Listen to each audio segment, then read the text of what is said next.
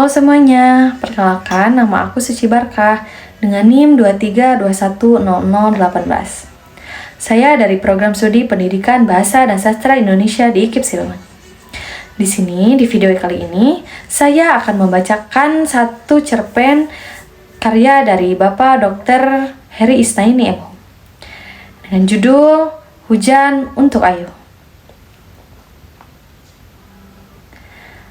Kau masih merokok saat jangan kau sakiti dirimu sendiri. Kesehatan itu penting.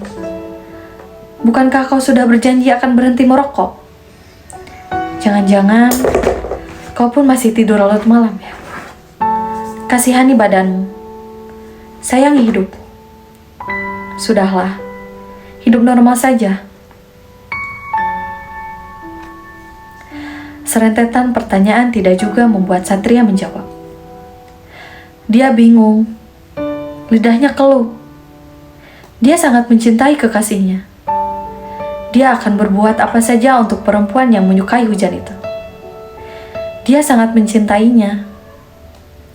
Cintanya tanpa syarat apapun. Tulus. Tetapi melarangnya merokok sangat keterlaluan juga. Pasalnya, dia dan rokok sudah menjadi sepasang kekasih jauh sebelum dia mengenal Ayu, perempuan yang dilahirkan hujan. Seperti biasa, percakapan mereka didominasi dengan diam. Hanya diamlah bahasa cinta mereka.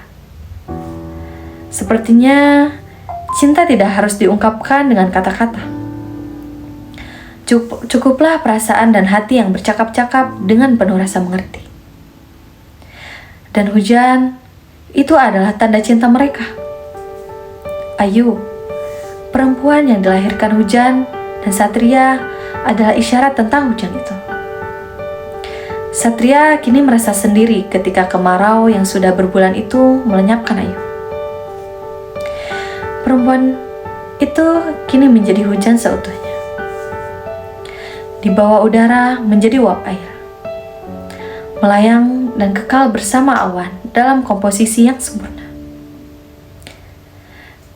Dia akan diturunkan dimanapun yang dia mau. Dia akan menjadi apapun.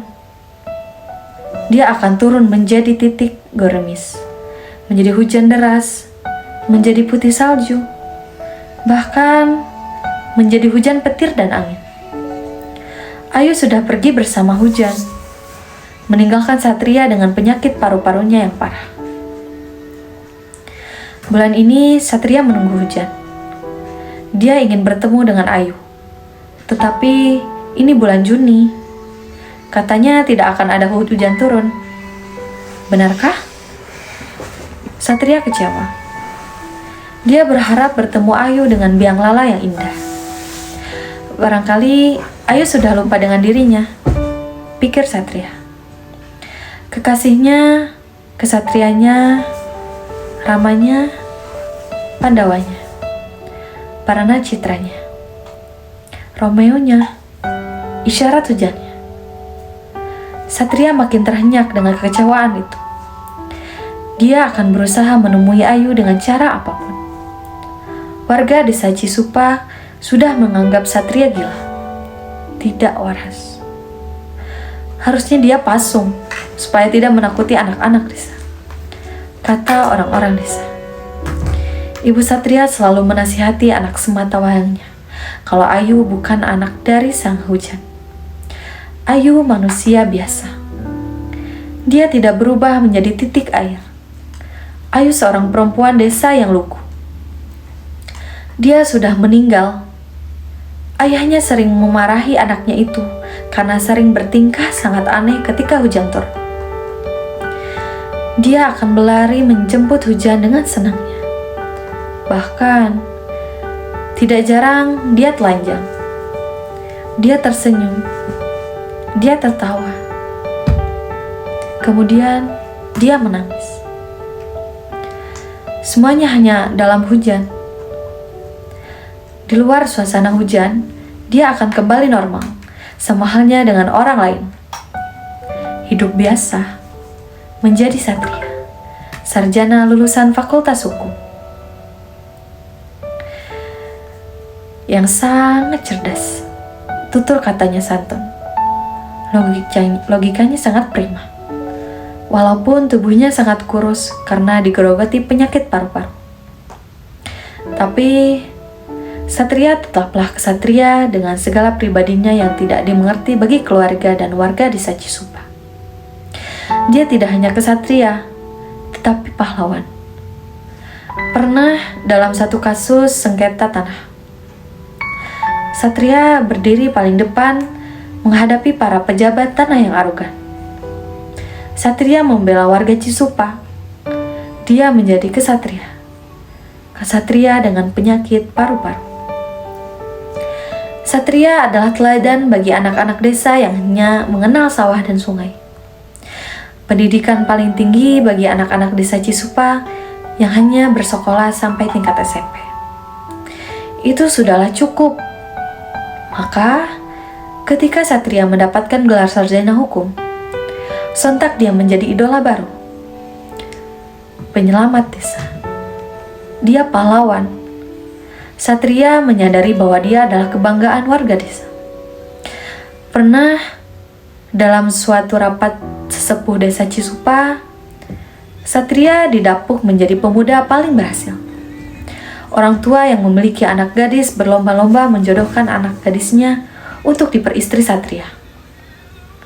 Satria hanya mencintai Ayu, Bu. Biarkan saja gosip itu beredar. Satria akan tetap menunggu Ayu, ungkap Satria pada suatu waktu. Ayu adalah anak perawan Pak Hamid, pensiunan tentara yang kini lebih tenang bekerja sebagai petani. Banyak gosip miring tentang Pak Hamid. Konon, Pak Hamid adalah tentara yang desersi. Dia kabur dari medan peperangan. Atau bahkan ada gosip yang lebih dahsyat dari perihal Pak Hamid yang tinggal di desa Cisupa berdua dengan Ayu saja. Pak Hamid itu bukan pensiunan tentara loh. Lah, wong pasutranya saja pendek. Mana ada tentara pendek begitu, ya kan? Begitu banyaknya cerita mengenai keluarga Pak Hamid.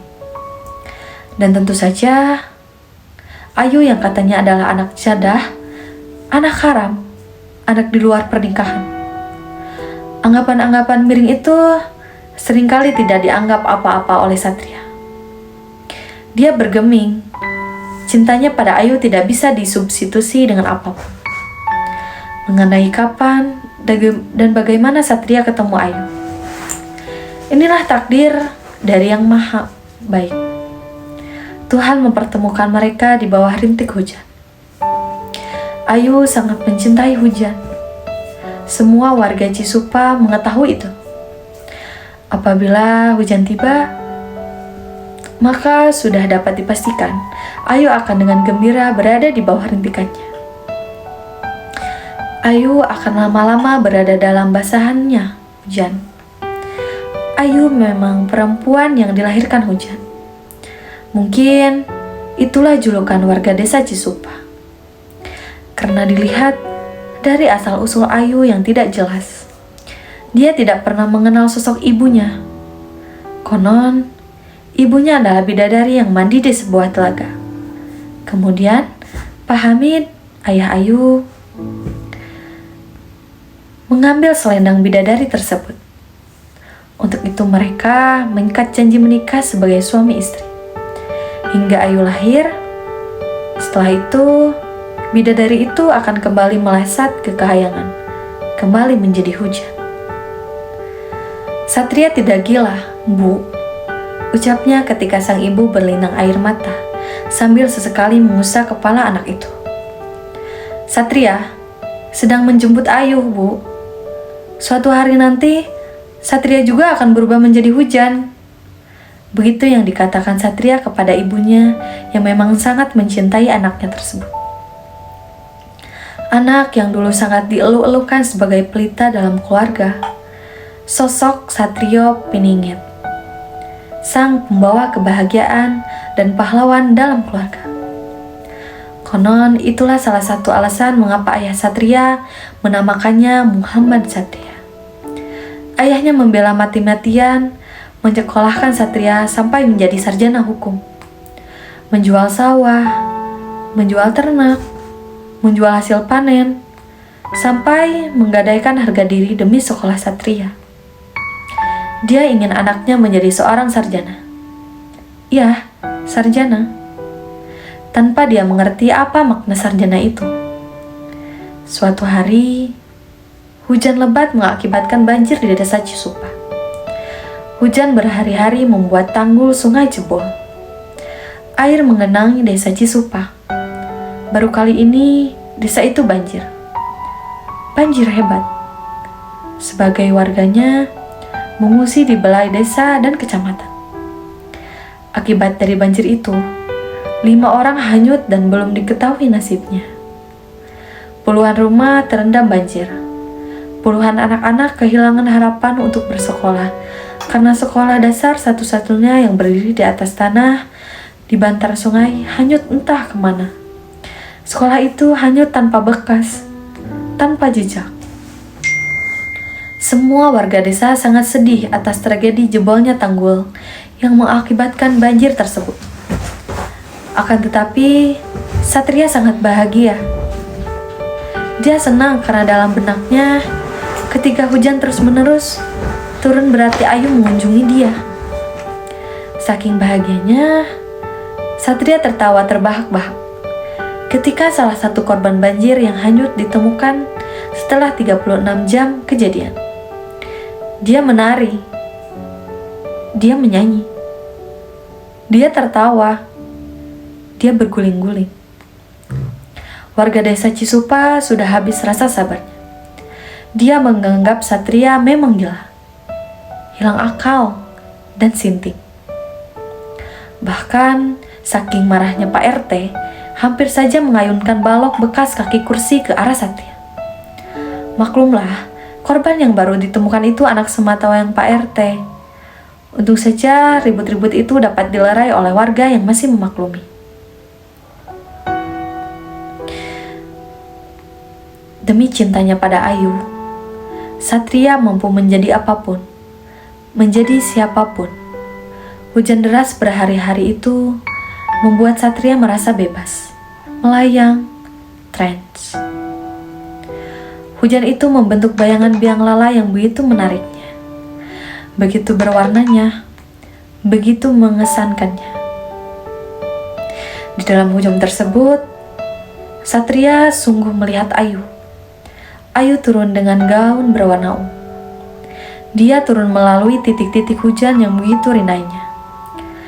Turunnya teramat memesona Satria. Alam mendadak berhenti berpusing. Dia mengambang di antara galaksi-galaksi yang mengalir. Biarpun hanya dalam pandangan seperti bunga yang kehilangan wangi dan layu demi mengugurkan kelopak-kelopaknya. Satria menari dengan kesadaran sang sufi, dengan anggur kasih. Cintanya kepada Ayu membuatnya mabuk. Cintanya begitu parah. Hujan yang maha hebat membuatnya semakin bergairah. Dia bersemangat berputar-putar sambil menengadahkan kepala menikmati setiap tetesan air yang mengguyur tubuhnya. Dia kuyup. Dia orgasme. Hujan reda. Satria merasakan kepalanya begitu pusing. Kedua matanya berkunang-kunang. Sayup-sayup terdengar suara ibunya. Parau memanggil-manggil namanya. Badannya begitu lemah. Tenggorokannya tercekat. Sulit menjawab panggilan ibunya. Di sekeliling, dia melihat biang lala yang indah dan terlihat Ayu turun dengan gaun berwarna ungu. Dia tersenyum. Sepersekian detik, Satria merasakan semua mendadak menjadi gelap. Gelap segelap-gelapnya. Diiringi tangis ibu Satria, warga desa Cisupa merelakan kepergian korban jebolnya tanggul yang belum ditemukan dari banjir 7 hari yang lalu itu. Jadilah hujan itu, nak.